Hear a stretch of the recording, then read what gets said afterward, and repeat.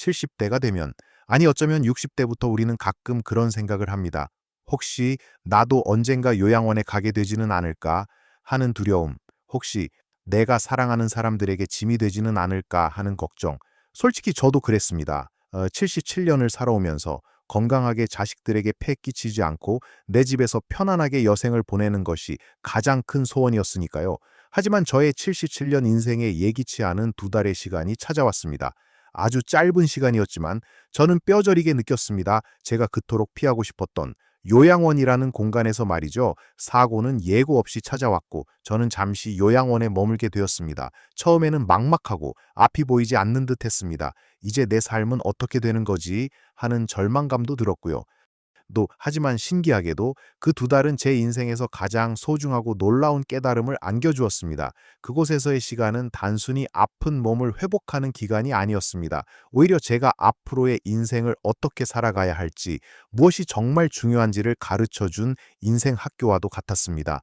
오늘 이 영상에서 저는 77세인 제가 요양원에서 2달을 보내며 배운, 우리가 건강하고 활기찬 노년을 보내기 위해 반드시 알아야 할 아주 중요한 진실과 실천 방법들을 여러분과 나누려 합니다. 어쩌면 그동안 놓치고 있었을지도 모르는 우리 삶의 소중한 비밀들이죠.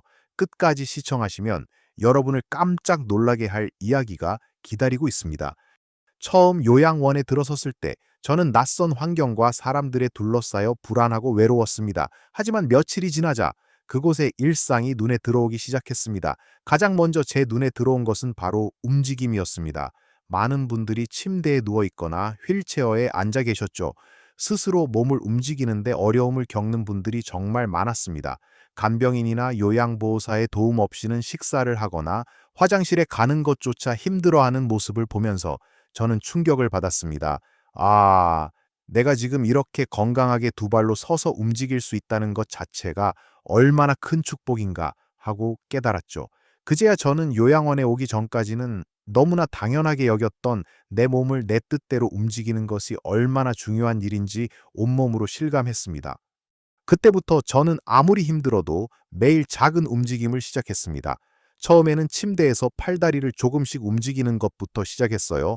간호사 선생님께 여쭤봐서 할 수 있는 가장 간단한 스트레칭 동작들을 배웠고, 시간이 지나면서는 복도를 천천히 걷기 시작했습니다. 처음에는 몇 걸음 떼기도 힘들었지만 하루하루 조금씩 거리를 늘려나갔죠. 제가 직접 경험해보니 거창한 운동이 아니어도 괜찮았습니다. 중요한 것은 꾸준함이었습니다. 집에서 생활하실 때도 마찬가지예요. 거실에서 TV를 보면서도 할 수 있는 간단한 스트레칭, 아파트 단지 주변을 한 바퀴 도는 가벼운 산책, 의자에 앉아서도 할 수 있는 다리 들기 같은 간단한 근력 운동만으로도 우리의 몸은 놀랍게 반응합니다. 특히 허벅지 근육은 제2의 심장이라고 불릴 만큼 중요하니 앉았다 일어서기 같은 동작을 꾸준히 해주시는 것이 좋아요. 계단을 오르내리는 것도 좋은 운동이 됩니다. 아주 작은 움직임이라도 매일 꾸준히 해주시면 나이가 들어도 내 몸을 내 뜻대로 움직일 수 있는 힘을 잃지 않을 수 있습니다. 요양원에서 제가 배운 첫 번째이자 가장 중요한 교훈은 바로 움직여야 산다는 것이었습니다. 2번째로 제가 절실히 느낀 것은 음식의 힘이었습니다. 요양원의 식사는 영양사 선생님이 잘 관리해 주시지만 아무래도 모두에게 일괄적으로 제공되는 식사이다 보니 개인의 입맛이나 건강 상태에 완벽하게 맞추기는 어려웠습니다.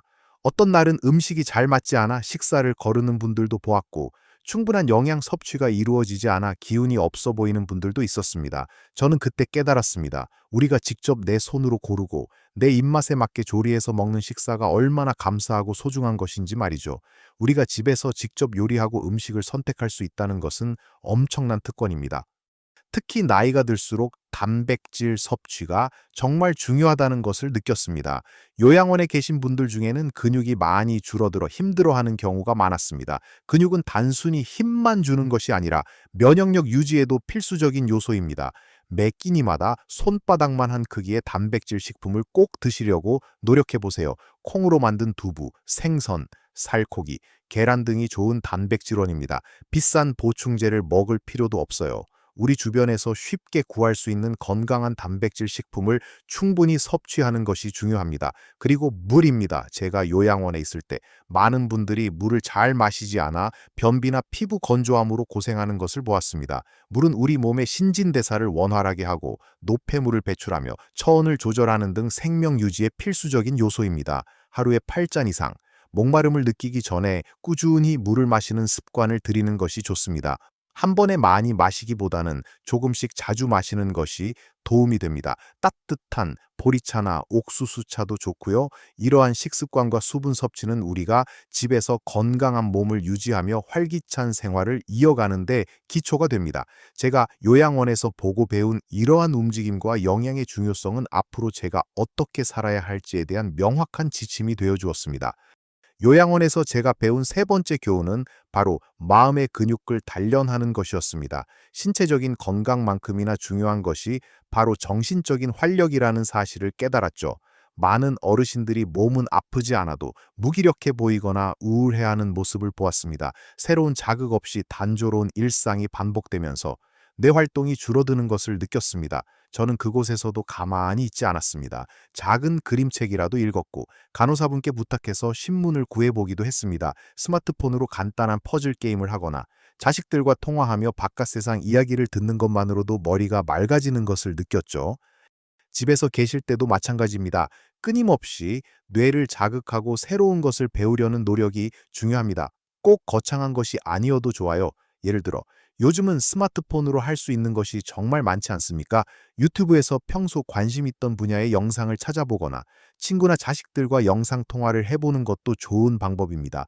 동네 도서관에서 책을 빌려 읽거나 간단한 뜨개질, 그림 그리기 같은 취미 활동을 시작해보는 것도 뇌 활동에 큰 도움이 됩니다. 새로운 언어를 배우거나 온라인 강좌를 듣는 것도 좋습니다. 굳이 밖에 나가지 않아도 집 안에서 충분히 즐겁게 뇌를 자극할 수 있습니다. 뇌도 우리 몸의 근육과 같아서 사용하지 않으면 퇴화하기 마련입니다. 매일 조금씩이라도 뇌를 움직여주는 습관을 들이는 것이 치매 예방은 물론 삶의 활력을 유지하는 데 큰 도움이 됩니다. 어르신 회관이나 문화센터에서 운영하는 프로그램에 참여하는 것도 좋고요. 저는 요양원에서 매일 저녁 뉴스를 보면서 세상 돌아가는 이야기를 놓치지 않으려 노력했습니다. 그 작은 습관이 제가 세상과 연결되어 있다는 느낌을 주었고 저를 무기력함에서 벗어나게 해주었습니다. 네 번째로 저를 놀라게 한 것은 사람과의 연결이었습니다.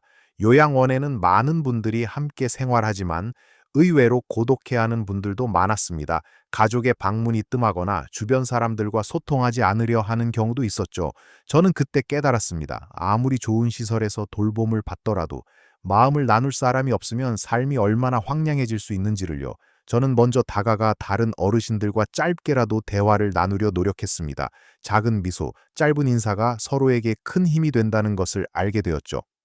집에 계실 때도 이 부분은 정말 중요합니다. 가끔은 가족이나 친구들에게 먼저 연락해 보세요. 오늘 뭐 하고 지내니? 라는 짧은 질문 하나로도 마음의 거리가 가까워질 수 있습니다. 동네 공원에 나가서 다른 어르신들과 담소를 나누거나 종교 활동, 자원봉사 활동에 참여하는 것도 좋은 방법입니다. 꼭 많은 사람과 어울려야 하는 것은 아닙니다. 진심으로 마음을 나눌 수 있는 한두 명의 친구나 지인이 있다면 그것만으로도 충분합니다. 외로움은 몸의 건강에도 해롭다는 연구 결과도 있지 않습니까? 정서적인 교류는 우리의 삶을 풍요롭게 만들고 어려운 시기를 이겨낼 힘을 줍니다. 누군가에게 작은 도움을 주는 것, 누군가에게 나의 이야기를 들려주는 것, 누군가의 이야기를 들어주는 것, 이 모든 것이 우리가 살아있음을 느끼게 해주고 삶의 의미를 부여해 줍니다. 요양원에서 돌아온 후 저는 그 어느 때보다 가족과 친구들에게 더 자주 연락하고 그들과 함께 시간을 보내는 것을 소중히 여기게 되었습니다. 단순히 방문을 기다리는 것이 아니라 제가 먼저 만남을 제안하기도 하고 작은 선물이라도 건네며 마음을 표현합니다. 마지막으로 제가 요양원에서 배운 중요한 교훈은 바로 잠의 중요성이었습니다. 밤에 쉽게 잠들지 못하거나 자다가 여러 번 깨는 어르신들을 많이 보았습니다. 잠을 제대로 자지 못하면 낮에도 피곤하고 집중력도 떨어지며 결국 몸의 회복도 더뎌지게 됩니다. 저는 요양원에서도 밤에는 최대한 편안하게 잠들 수 있도록 노력했습니다. 낮에는 조금이라도 몸을 움직이고 잠들기 전에는 따뜻한 물로 샤워를 하거나 잔잔한 음악을 들으며 마음을 진정시키려 했습니다. 집에 계실 때도 마찬가지입니다. 규칙적인 수면 습관을 가지는 것이 중요합니다. 매일 비슷한 시간에 잠자리에 들고 비슷한 시간에 일어나는 것이 좋습니다. 잠들기 전에는 스마트폰이나 TV 시청은 피하고 어두운 방에서 편안한 옷차림으로 잠자리를 준비하는 것이 숙면에 도움이 됩니다. 잠이 오지 않는다고 억지로 잠들려 애쓰기보다는 잠시 일어나 스트레칭을 하거나 따뜻한 우유 한 잔을 마시는 것도 좋습니다. 수면 부족은 우리의 면역력을 떨어뜨리고 기억력에도 영향을 미칠 수 있습니다.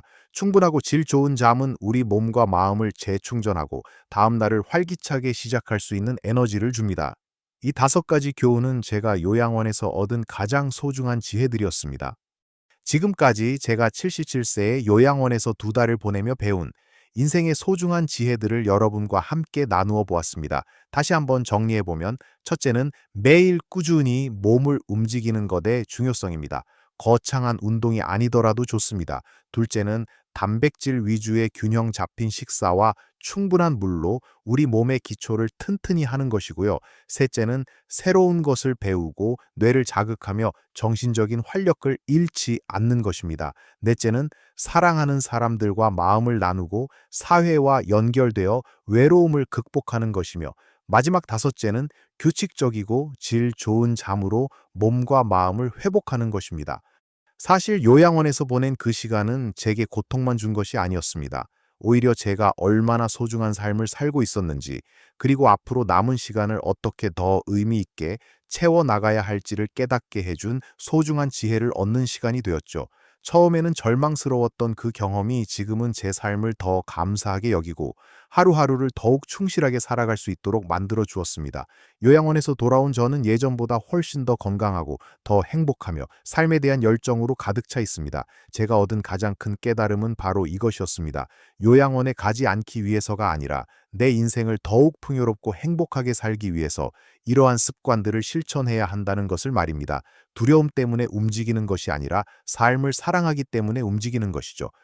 여러분도 늦지 않았습니다. 아니, 지금이 바로 시작하기에 가장 좋은 때입니다. 오늘 제가 나눈 이야기들이 어쩌면 너무나 당연하고 이미 알고 있던 내용일 수도 있습니다. 하지만 우리가 그것을 아는 것과 실천하는 것은 천지 차이입니다. 작은 움직임 하나, 물 한 잔 더 마시는 것, 좋아하는 책 한 페이지를 읽는 것, 사랑하는 사람에게 먼저 안부 전화를 거는 것, 잠들기 전에 마음을 편안하게 하는 작은 루틴을 만드는 것, 이 모든 작은 변화들이 모여 우리의 삶을 얼마나 크게 변화시킬 수 있는지 상상해 보세요.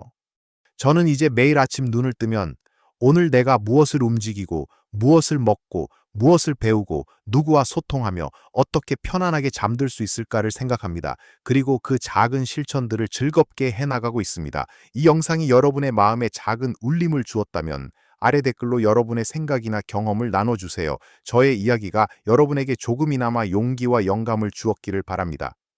이 영상이 유익했다면 좋아요 버튼을 눌러주시고, 앞으로도 건강하고 행복한 삶을 위한 더 많은 유익한 정보를 원하신다면 채널을 구독해주세요. 여러분의 관심과 응원은 저에게 큰 힘이 됩니다. 우리 모두 건강하고 행복하게 매 순간을 소중히 여기며 멋진 인생을 살아가기를 바랍니다. 여러분의 삶이 언제나 빛나기를 응원합니다.